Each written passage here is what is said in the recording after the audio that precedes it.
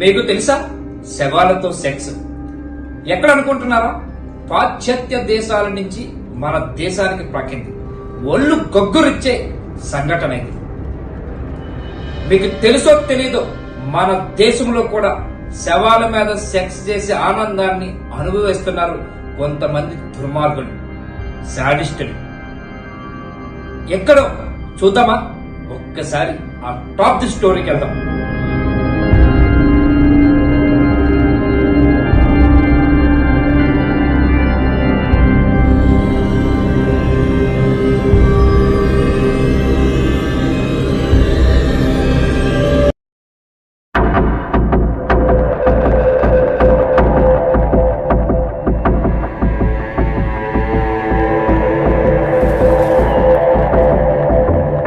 మీకు తెలుసా శవాలతో సెక్స్? వినడానికి ఒళ్ళు గొగ్గురొచ్చేలా ఉన్న ఇది మాత్రం 100% నిజం. పాశ్చాత్య దేశాలతో పాటు మన దేశంలో ఇలాంటి దారుణాలు వెలుగు చూస్తూనే ఉన్నాయి. మహిళలు డెడ్ బాడీలతో తమ కామ కోరికలు తీర్చుకుంటున్నారు. చనిపోయాక మార్చురీకి తీసుకొచ్చిన బాడీలపై సిబ్బంది సైకోజాన్ని ప్రదర్శిస్తుంటున్నారు కొంతమంది సైకగాళ్ళు. ఇలా డెడ్ బాడీస్ శృంగారం చేయడాన్ని నెక్రోఫిలియా అంటారు. ఈ పదం ఇటీవల కాలంలో మన దేశంలో కూడా ఇటువంటి అప్పుడప్పుడు వినిపిస్తూ ఉన్నది. అసలు నెక్రోఫిలియా అంటే ఏమిటి? ఇది ఎంతవరకు నిజము? ఈ చర్యలకు ఎవరు పాల్పడుతున్నారు? ఇప్పటి వరకు దేశంలో ఎన్నో ఘటనలు చోటు చేసుకున్నాయి. ఈ అగత్యాలకి పాల్పడిన వారికి మన చట్టంలో ఎలాంటి శిక్షలు ఉన్నాయి? ఎంతమంది శిక్ష పడింది? ఒక్కసారి తెలుసుకునే ప్రయత్నం చేద్దాం.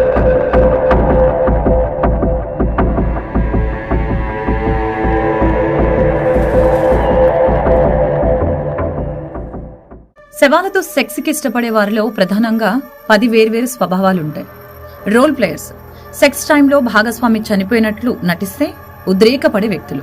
రొమాంటిక్ నెక్రోఫిలియాక్స్ ప్రియురాలు లేదా భార్య చనిపోయిన వారికి అంత్యక్రియలు నిర్వహించారు, ఆ శవాన్ని తమతోనే ఉంచుకుంటారు. నెక్రోఫిలియాక్ ఫ్యాంటసైజర్లు మృతదేహాలతో సెక్స్ గురించి ఆలోచిస్తారు, కానీ ఆ సాహసం చేయరు. టచ్ నెక్రోఫిలియాక్స్ సెక్స్ లో పాల్గొనకుండా శవాన్ని తాకటం, కొట్టడం ద్వారా ఉద్రేకపడే వ్యక్తులు. ఫెటిస్టిక్ నెక్రోఫిలియాక్స్ సెక్స్ లో పాల్గొనకుండా శవాల నుంచి పార్ట్స్ ని కట్ చేసి దాచుకునే వ్యక్తులు. ఆ పార్ట్స్ ని చూస్తూ కామోద్రేకానికి లోనవుతారు.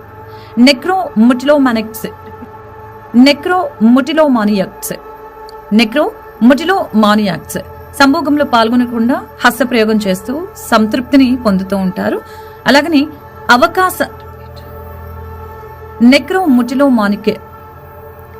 నెక్రోముటిలోమానియాక్స్ సంభోగంలో పాల్గొనకుండా హస్తప్రయోగం చేస్తూ సంయతృప్తి పొందుతారు. అవకాశవాద నెక్రోఫిలియాక్ పై ఆసక్తి లేని వ్యక్తులు, కానీ ఛాన్స్ వస్తే మాత్రం యూజ్ చేసుకునేవారు. అలాగనే అవకాశవాద నెక్రోఫిలియాపై ఆసక్తి లేని వ్యక్తులు, కానీ ఛాన్స్ వచ్చినప్పుడు యూజ్ చేసుకునేవారు. రెగ్యులర్ నెక్రోఫిలియాక్స్ పూర్తిగా చనిపోయిన వారితో సెక్స్ కి ప్రాధాన్యం ఇచ్చేవారు. నరహత్య నెక్రోఫిలియాక్స్ వీరిని నెక్రోసాడిస్టులు అని కూడా అంటారు. వీరు సెక్స్ కోసం మహిళల్ని చంపి సంభోగం చేస్తారు. బతికున్న వారిని చంపి శరీరం చల్లబడక ముందే సెక్స్ చేస్తూ ఆనందం పొందుతారు. స్పెషల్ నెక్రోఫిలియాక్స్ ఈ తరహా వ్యక్తులు మృతదేహాలతో మాత్రమే సెక్స్ కోరుకుంటారు, జీవించి ఉన్న భాగస్వాములపై ఇంట్రెస్ట్ చూపించరు. శవాలతో సెక్స్ వినటానికి ఒళ్ళు గగురు పులిచేలా ఉన్నా కూడా ఇది మాత్రం 100% నిజం.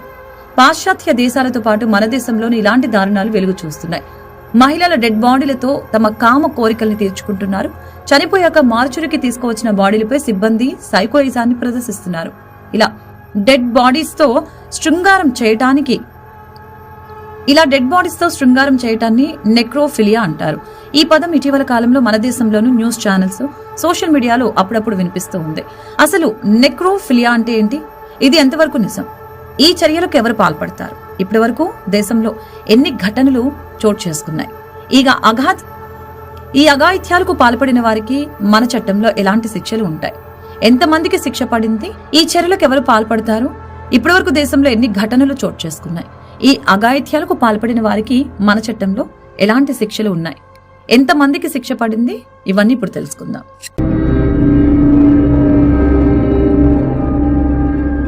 ఈ నెక్రోఫిలియాలోని శవాలతో లైంగిక వాంఛలు తీర్చుకోవడాన్ని నెక్రోఫిలియా అంటారు. ఇదొక మానసిక రుగ్మత. నెక్రోఫిలియా అనే పదం గ్రీకు నుంచి ఉద్భవించి ఉన్నది.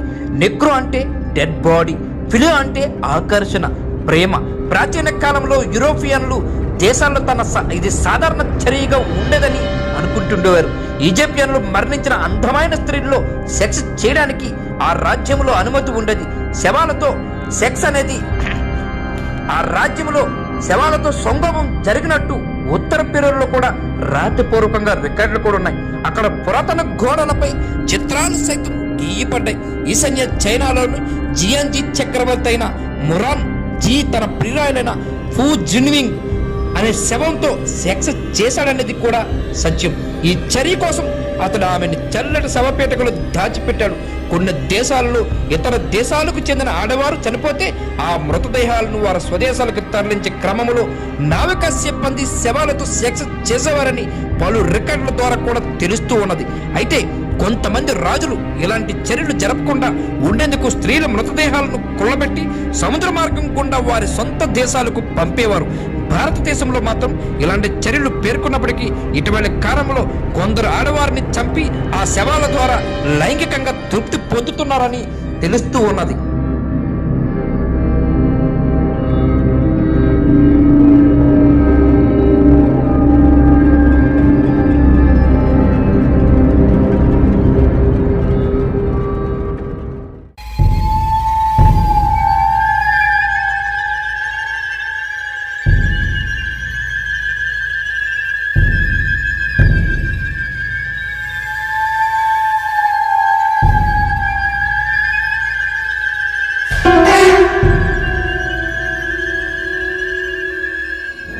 కామందులకే కామందులు.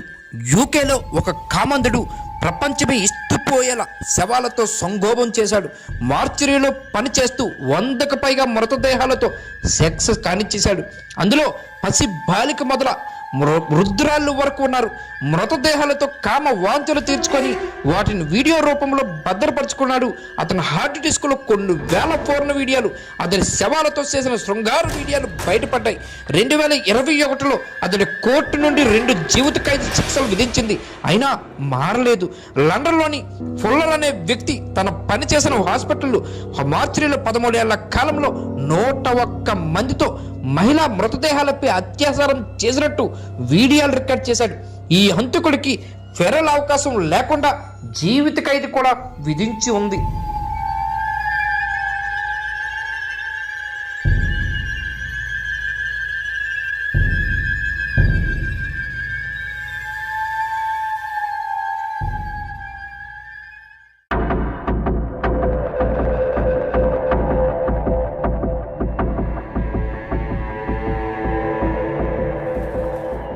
దేశంలో అనేకమైన ఘటనలు.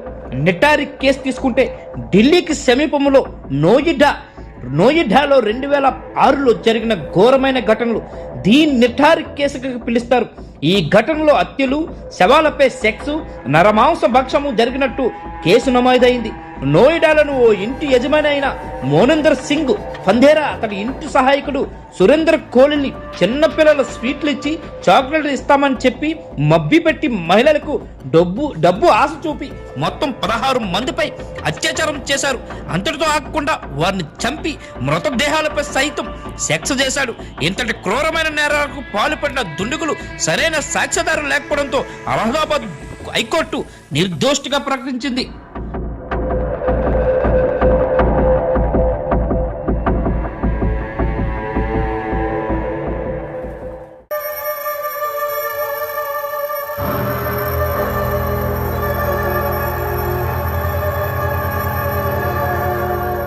అలాగే పాల్ఘర్ తీసుకుంటే పాల్ఘర్ కేసు కూడా 2020లో కోవిడ్-19 లాక్డౌన్ టైంలో మహారాష్ట్రలోని పాల్ఘర్ నెఫ్రోఫిలియా కేసు నమోదైంది. శివ చౌదరి అనే దుకాణదారుడు వస్తువుల ధరపై జరిగిన వాదనలో 32 ఏళ్ల మహిళా కస్టమర్ను చంపాడు. ఆమె శరీరంపై అత్యాచారం చేసి దుకాణానికి 1/2 కిలోమీటర్ దూరంలో పడేశాడు. ఆ నేరాన్ని అతను స్వయంగా ఒప్పుకున్నాడు. పోలీసులు కేసు నమోదు చేసి విచారణ అనంతరం జైలుకు కూడా తరలించిన సంఘటన ఉంది.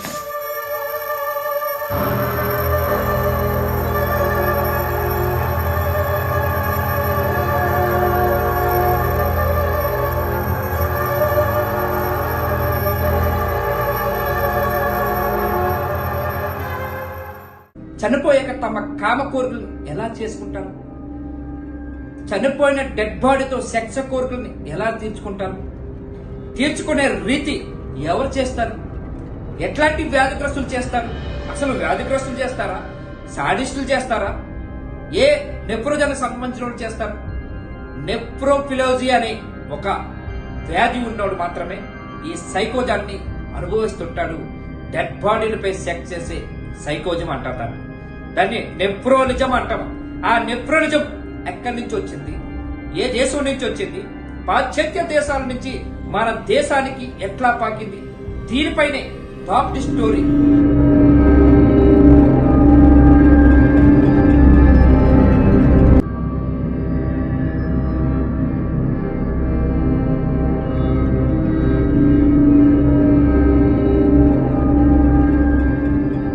తమిళనాడులో ఓ కేసు తీసుకుంటే 2016లో తమిళనాడులో జనరాజ్ అనే వ్యక్తి తన ప్రియురాలైన పాండిమల్, ఆమె 3 కూతుర్లైన పరిమల్, పవిత్ర, స్నేహాలను చంపి శవాలతో సెక్స్ చేశాడు.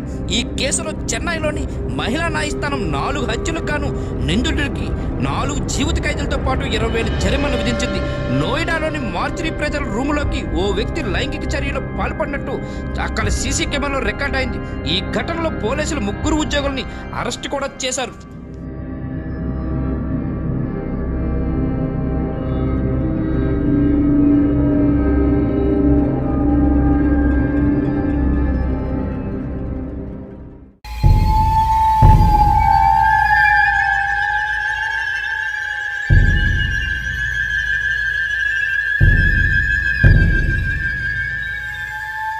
పాకిస్తాన్లోని పాశ్చాత్య దేశమైన సమాధులకు గ్రిల్స్ ఉన్నాయి. కరోనా టైంలో పాకిస్తాన్లో మహిళల మృతదేహాలని రక్షణ లేకుండా పోయిందని సమాధులు తవ్వి మరి మహిళల మృతదేహాలను వెలికి తీసి మరి మహిళల ఆకృతాలను పాల్పడినట్టు పాకిస్తాన్ మీడియా సంస్థ కూడా డైలీ టైమ్స్లో కథనాలు కూడా వెలువడ్డాయి. ఇలా సమాధులు తవ్వి శవాలపై అత్యాచారాలు చేస్తున్న ఘటనలు పెరిగిపోవడంతో అమ్మాయిల తల్లిదండ్రులు ఆ సమాధుల చుట్టూ ఇనప కంచెలు, గ్రిల్స్ వంటి వాటితో రక్షణ కూడా ఏర్పాటు చేశారు. 2011లో మహమ్మద్ రిజ్వాన్ అనే వ్యక్తిని అరెస్టు చేయగా సంచలన నిజాలు బయటపడ్డాయి. అతను 48 మంది మహిళల శవాలను సమాధుల నుంచి వెలికి తీసి అగత్యానికి పాల్పడ్డాడని విచారణలో తేలింది.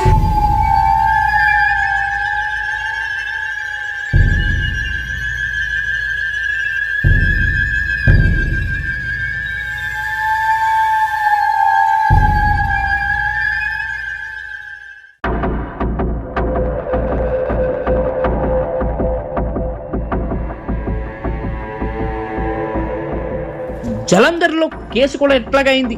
పంజాబ్లోని జలంధర్లో 2023లో డిసెంబర్లో నెక్రోఫిలియా కేసు ఫైల్ అయింది. అందులో ఓ రిక్షా డ్రైవరు 22 ఏళ్ల నర్సుని హత్య చేసి ఆ మృతదేహంతో లైంగిక చర్యలు పాల్పడ్డాడు. ఆ విషయాన్ని అతడే పోలీసుల ఎదుట అంగీకరించాడు. ఈ ఘటనకు మందు తాగిన మత్తులో మరో 2 మహిళలపై సైతం ఇలాగా చేసినట్టు ఒప్పుకున్నాడు.